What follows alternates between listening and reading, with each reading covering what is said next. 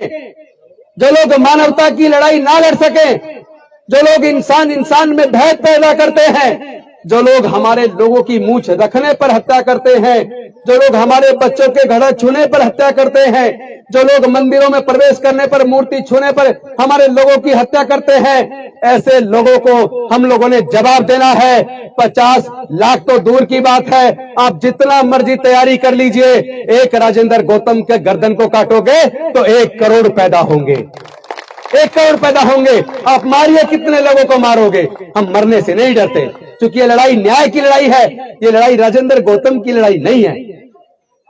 मैं पूछना चाहता हूं, वो कौन लोग हैं जिनकी हत्याएं हुई?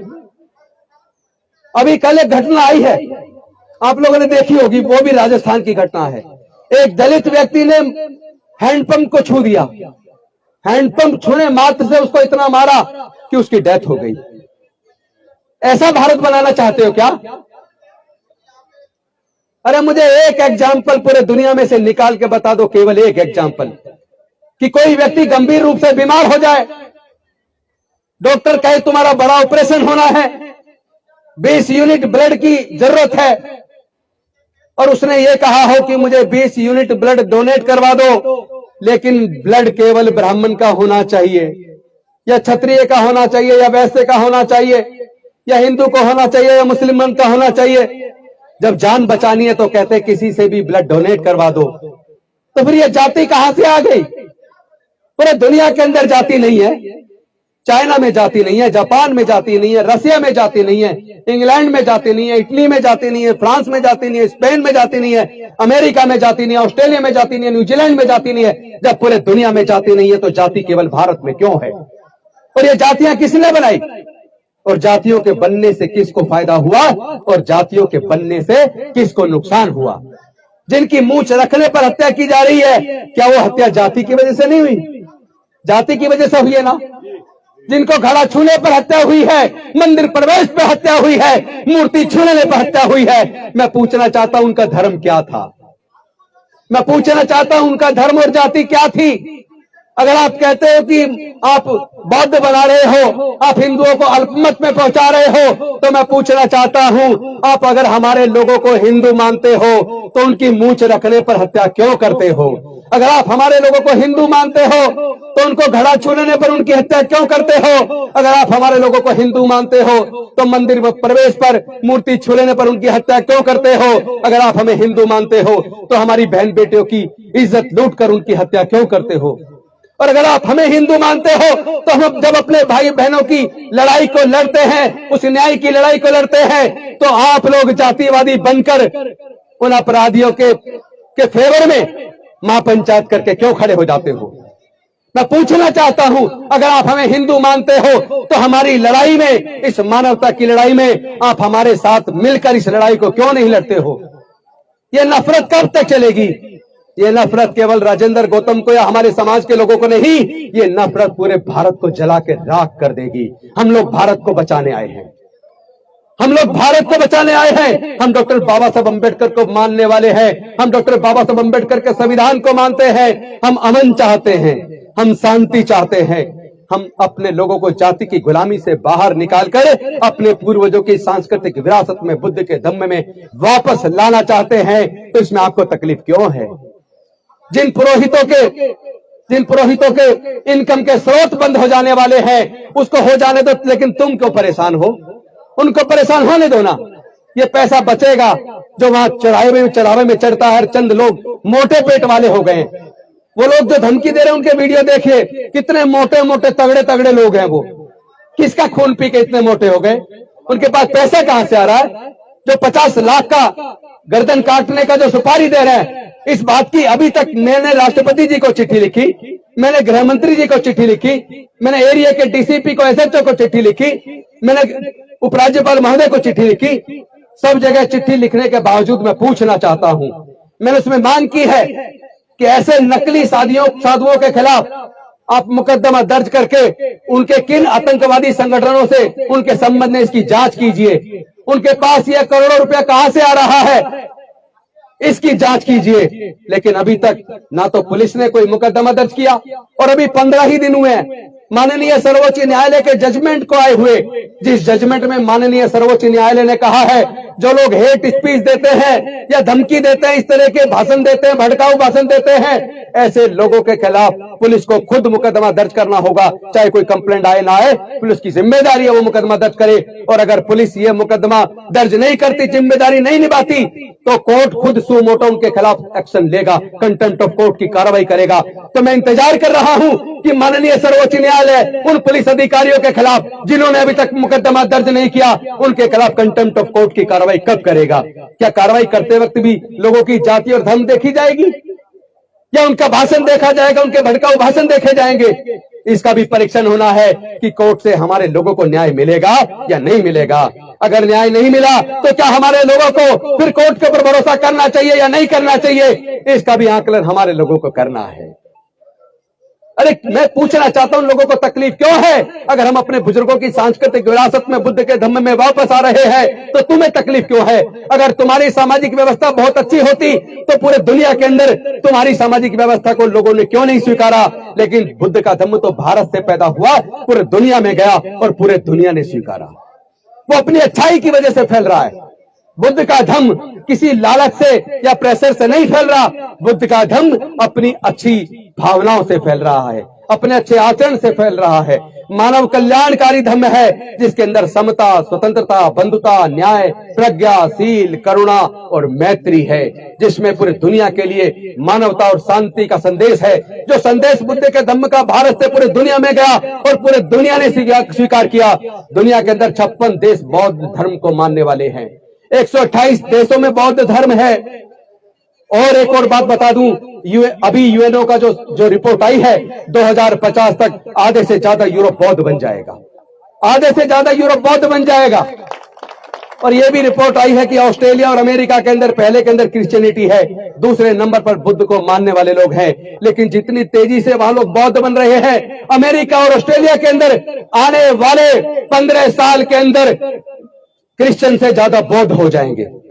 तो बौद्ध धर्म किसी लालच से और ताकत से धमका कर नहीं फैलाया जा रहा, अपनी अच्छी शिक्षाओं के लिए, मानव कल्याणकारी योजनाओं की वजह से, अपने अच्छे आचरण की वजह से फैल रहा है।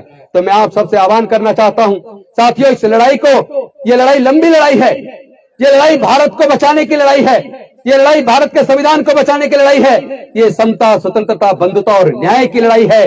ये लड़ाई हमारे लोगों के रोज रोज जो जाति और धर्म की वजह से हत्याएं हो रही है, उस हत्याओं को रोकने की लड़ाई है। ये लड़ाई अपनी बहन बेटियों की इज्जत और मान मर्यादा की लड़ाई है। ये लड़ाई हमारे समाज के स्वाभिमान की लड़ाई है। मैं आपसे पूछना चाहता हूं, आप अपने समाज की इस मान मर्यादा की, स्वाभिमान की लड़ाई को क्या आप लोग लड़ने के लिए तैयार हैं?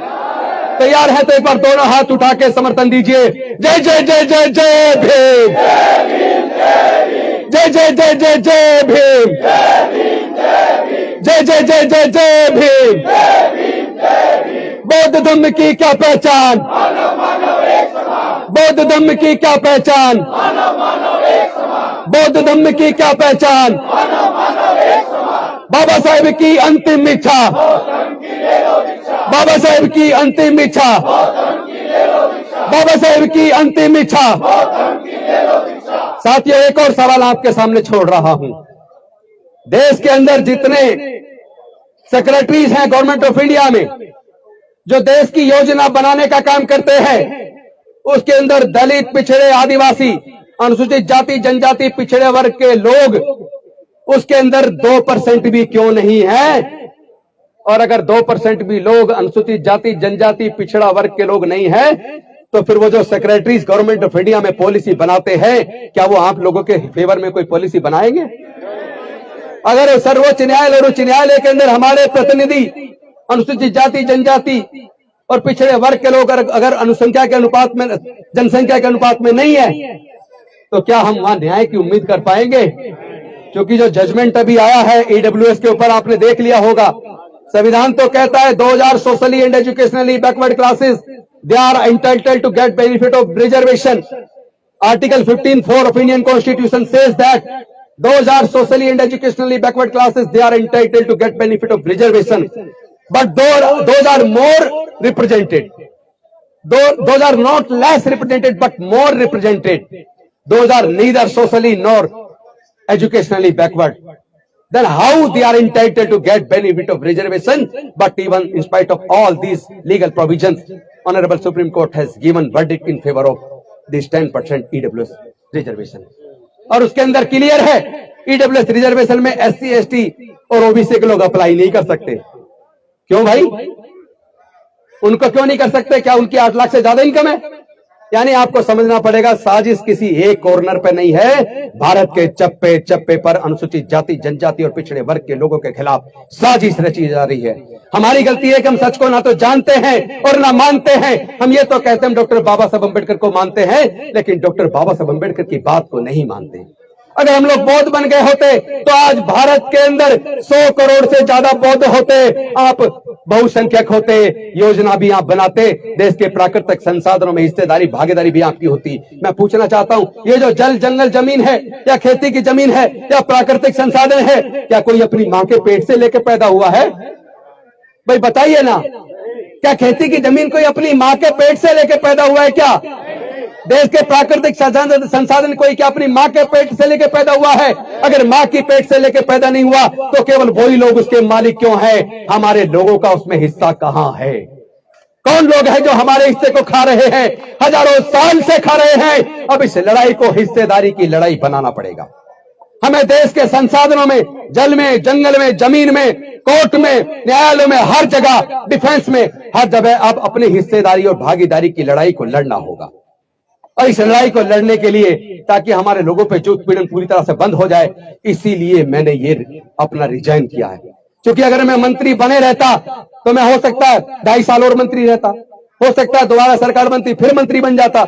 लेकिन हमारे सीनियर नेता, जिनको हम बड़े इज्जत से कहते थे कि ऊपर नीचे जमीन, ऊपर आसमान और पासवान पासवान, वो तो मरते दम तक मंत्री रहे। तो मंत्री बने रहने से अगर समाधान हो जाता, राष्ट्रपति बनने से अगर समाधान हो जाता, मुख्यमंत्री बनने से अगर समाधान हो जाता, तो मैं पूछना चाहता हूं अपने सारे साथियों से, बहनों भाइयों से, बताइए 2 दलित राष्ट्रपति बन गए और 1 अनुसूचित जाति की महिला राष्ट्रपति बन गई, 3 राष्ट्रपति बन गए, क्या हमारे लोगों की समस्याओं का समाधान हो गया? देश में पिछड़े वर्ग के कई मुख्यमंत्री बन गए, अनुसूचित जाति की भी मुख्यमंत्री बन गई, हमारे उप प्रधानमंत्री भी बन गए, अनेकों मंत्री हैं। तो क्या हमारी समस्याओं का समाधान मंत्री बनने से, राष्ट्रपति बनने से, मुख्यमंत्री बनने से हो जाता है क्या? इसलिए नहीं हो रहा, क्योंकि हम लड़ाई को सही दिशा में नहीं लड़ रहे।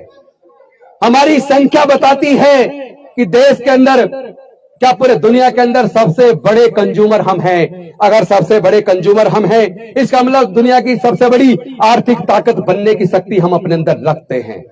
बस करना सिर्फ इतना है, अपनी इस कंज्यूमर ताकत को पहचानो, अपनी इस आर्थिक ताकत को पहचानो और अपने समाज के लिए आर्थिक नीतियां सरकारें बनाने वाली नहीं है, लेकिन हम अब अपने समाज की आर्थिक नीतियां भी तैयार करेंगे, अपने समाज को हर क्षेत्र में तैयार करेंगे।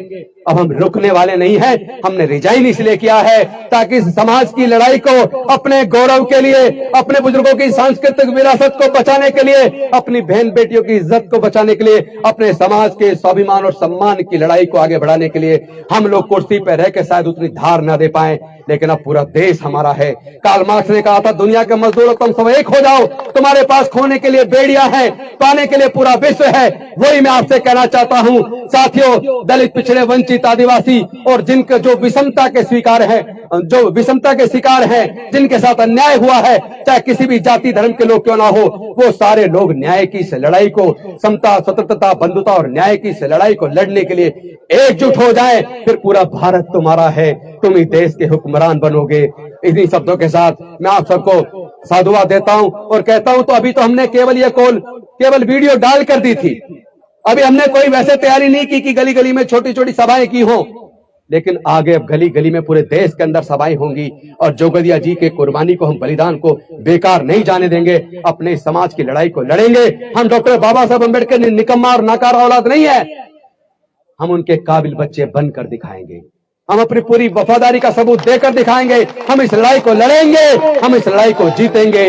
जय जय जय जय जय भीम, जय जय जय जय जय भीम, जय जय जय जय जय भीम। अंत में सिर्फ एक बात कहूंगा, सब लोग पीछे वाले भी ध्यान से सुनना। ये लोग चाहते हैं हमारे लोगों को भावनाओं में भड़काकर, हम किसी तरह संविधान के रास्ते को छोड़कर संविधान के खिलाफ कोई भावना में बह के लड़ाई लड़े, ताकि ये लोग हमारे लोगों पे मुकदमा बना के उनको कोर्ट के चक्कर में उलझा दें। लेकिन हम अपने लोगों की लड़ाई को इतने बेहतरीन तरीके से लड़ेंगे, जैसे डॉक्टर बाबा साहेब अम्बेडकर जी ने इस लड़ाई को संवैधानिक तरीके से लड़के अपनी बुद्धि और विवेक से काबिलियत से लड़के जीत हासिल की थी। हम भी इस लड़ाई को अपनी एकता से, बुद्धि और विवेक से लड़ेंगे और हम लोग जरूर इस लड़ाई को जीतेंगे। साथियों, मैं आपको यह आश्वस्त करता हूं, आप लोग आए, आपका बहुत बहुत धन्यवाद। नमो बुद्धाय, जय भीम, जय भारत।